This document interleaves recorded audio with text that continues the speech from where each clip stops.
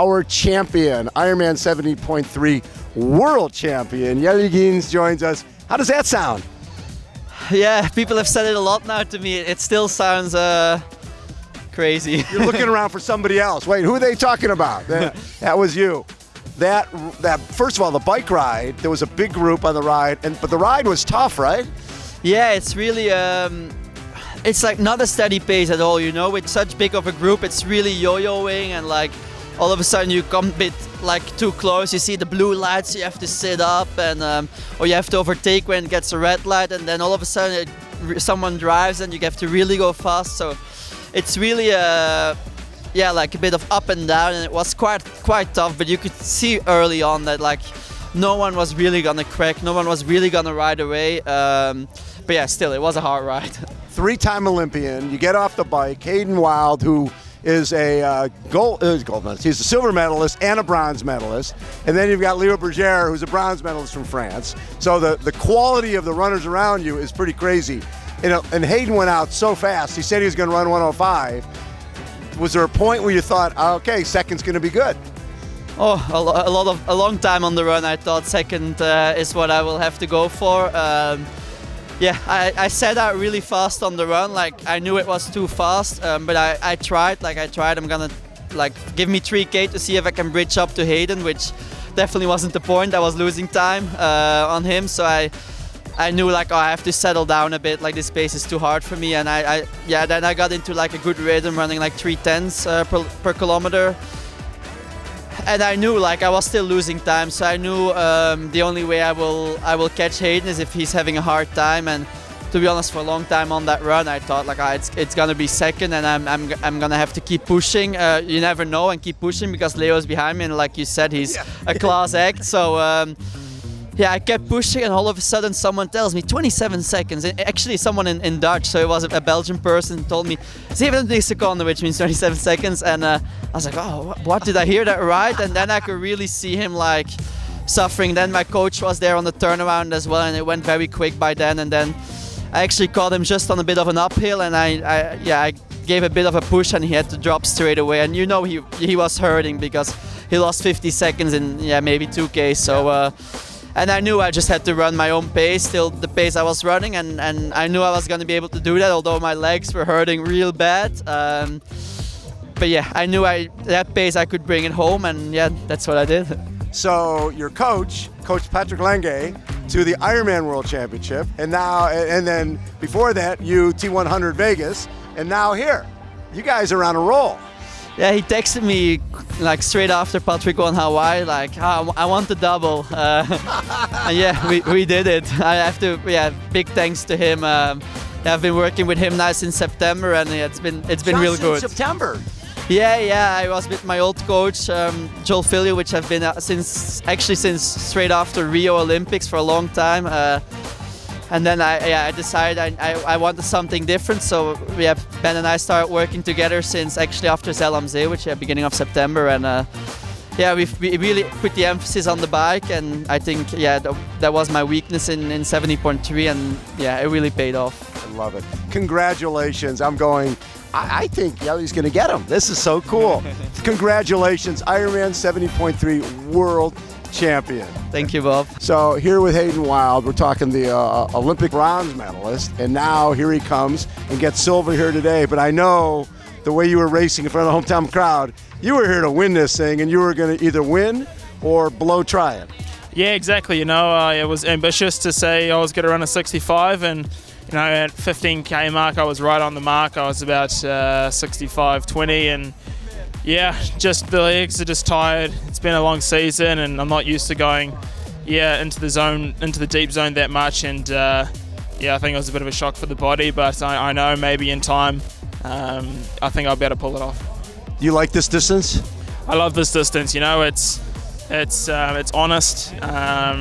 Everyone works. It was fantastic, and just to be here in Taupo was brilliant. So when I was watching the Olympics on TV, I'm going, if this race was happening when it was supposed to be happening yesterday morning, Hayden would be the gold medalist. Because I'm sure you didn't really train for that much heat because you guys were going to be going early in the morning in Paris. Yeah, exactly, Bob. You know, the same thing was humidity, in Paris, and just wasn't used to it. And I did my training in Andorra, and it was dry and a little bit cooler. And in altitude. Yeah, in altitude. Yeah. So same. But today it was just, I just got beaten by the better man, and it was great to see Jelle. I've raced him so many times, and I know he's a strong runner, and did everything I could to stay away from them. But hey, it's racing, and to race the way I wanted to race, and left it out there. And this is just the start, and happy days.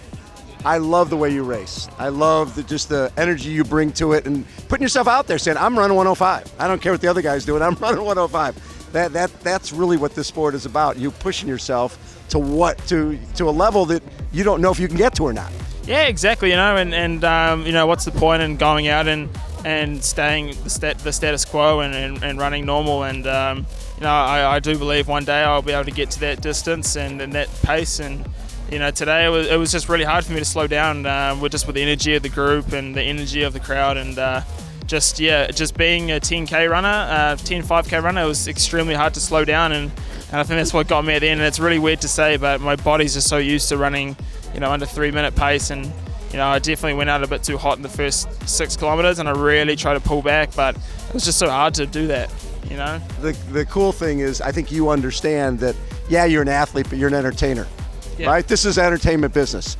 And the amount of entertainment that you provided today, because the deal is, if you don't go out the way you do, then Jelle doesn't do what he does, Leo doesn't do what he does, the races you've had with Alex, the sport is in such great shape with all you fast guys coming in. Yeah, and everyone says, at the stage of how the racing goes in the long distance at the moment, it's overridden. I was like, bugger, let's just change it. Let's just overrun and see what happens. Exactly. Go back to what you and Alex have taken the Olympic style to another level. Can you be friends with that guy? Yeah, of course. I actually saw my messages. He wished me best of luck today, which was nice. And I think at the end of the day, just it was a big season. It's been a long season like everyone else, and my back end season, I did 5 races in 5 weeks, and that's just part of it. You commit to a set of races you want to do, and it was the Olympics to the World Series to the Super Tri, and now to something double the distance was it's hard to transfer that over, but once I got over that 2.5 hour threshold mark, I was like, okay, I'm in the danger zone, and we'll see what happens after this. Well, but the thing is, you're putting yourself in the danger zone because you could have gone out easier, right? But you never know what your limits are until you test them. Yeah, exactly. And now I know what I need to work on, and we learn from this. It's not a failure for me. I'm not disappointed. I'm just more cooked. So it's hard to smile. It's hard to keep myself up, but I went out there and did all I could, and this is my third 70.3, and it's just it's at a World Champs, and all these guys have come off an amazing season with the T100 and the Pro Series, and kudos to those boys. And I was just out there to see what happens. I love it, Hayden. Thank you so much. Thanks for what you bring to the sport, and what you did for the hometown crowd today. It was pretty loud out there. Oh wow, it was unreal. I've never. Like the last time I witnessed a crowd like this was in Paris, so it was special. It was really special. Love it. Congratulations. Thank you, Bob. Olympic bronze medalist Mr. Leo Bergere joins us after getting another bronze here at the World Championships.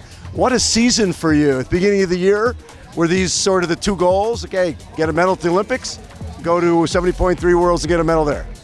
Yeah, I think I achieved all my goals and also a part of my dreams this season.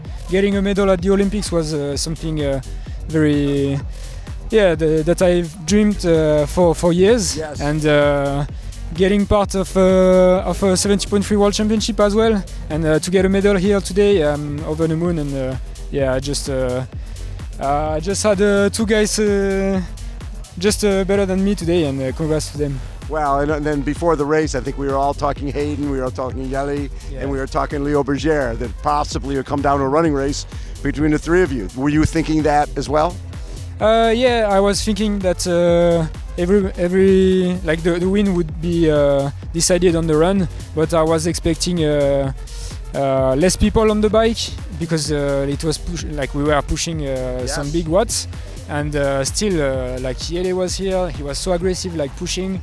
everyone was so strong in the group, and Mathis as well, you know. Yes. So I was kind of surprised at the end of the bike that we were so many like this, but I knew most of the guys had killed their legs for the run.